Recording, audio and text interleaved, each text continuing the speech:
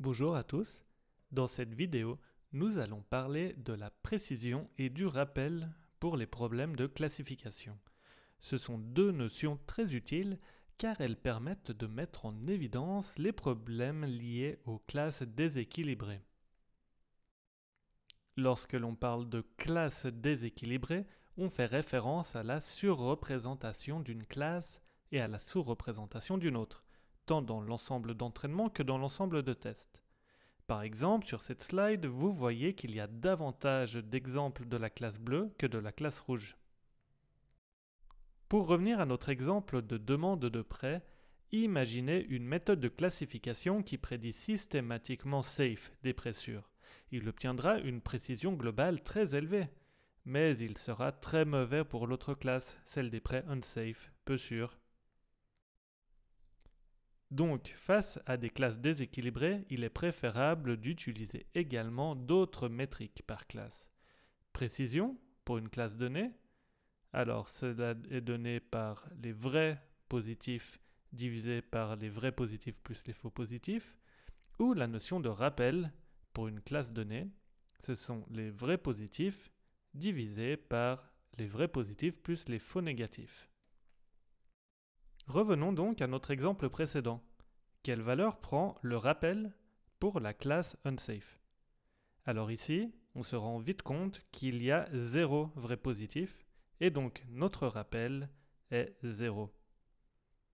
Vous pouvez imaginer à la place des prêts unsafe un scénario où des personnes atteintes de cancer se verraient déclarer saines, ce qui serait dramatique. Regardons maintenant un autre exemple.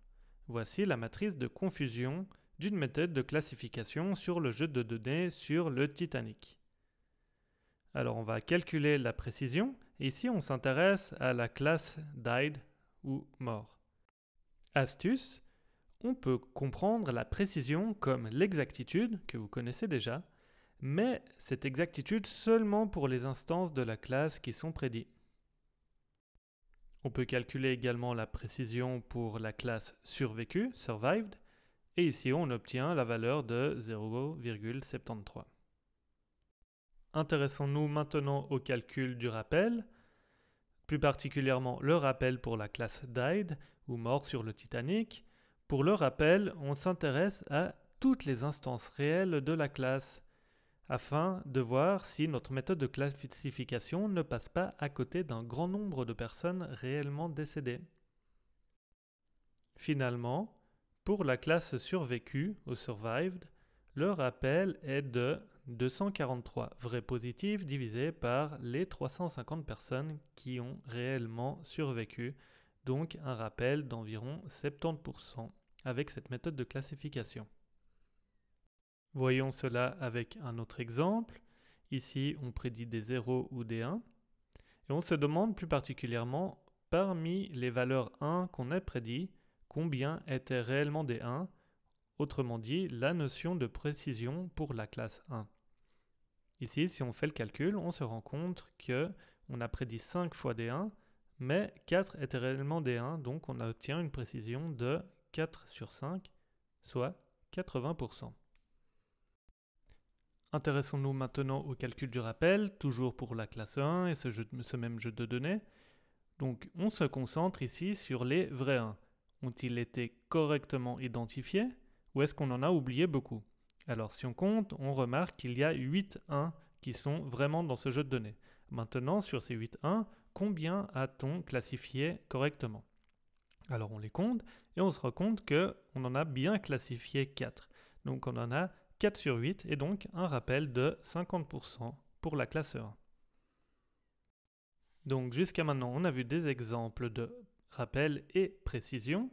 Ce sont deux mesures qui sont généralement rapportées ensemble et qui sont difficiles à interpréter l'une sans l'autre.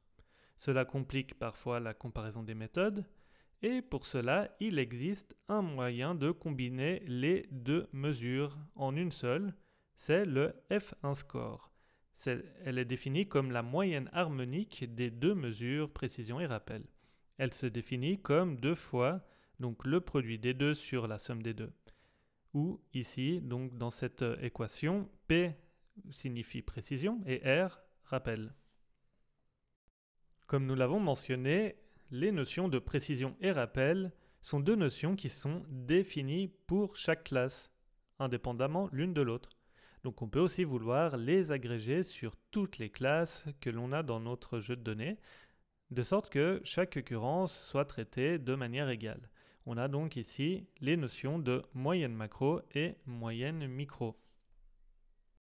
Regardons leur définition plus en détail. En haut, on a mis les moyennes macro, macro pour précision, macro pour rappel. Par exemple, macro pour précision, c'est la moyenne arithmétique des précisions pour chaque classe. Pareil pour rappel. En dessous, on a mis les moyennes micro pour précision et rappel. Ici, on agrège donc les vrais positifs, faux positifs et faux négatifs pour toutes les classes au lieu de considérer une seule des classes.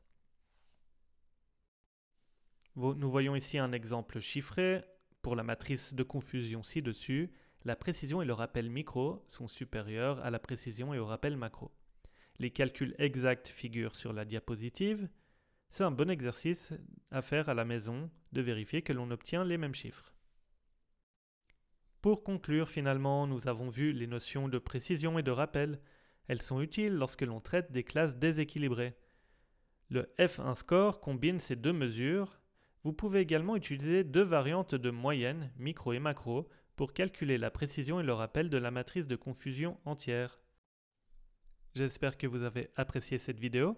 N'hésitez pas à la revoir ou cliquer sur les autres vidéos de cette série de vidéos pour le cours de Business Intelligence and Analytics donné à HEC Lausanne. Maintenant, c'est votre business de faire parler votre intelligence et démontrer vos capacités analytiques.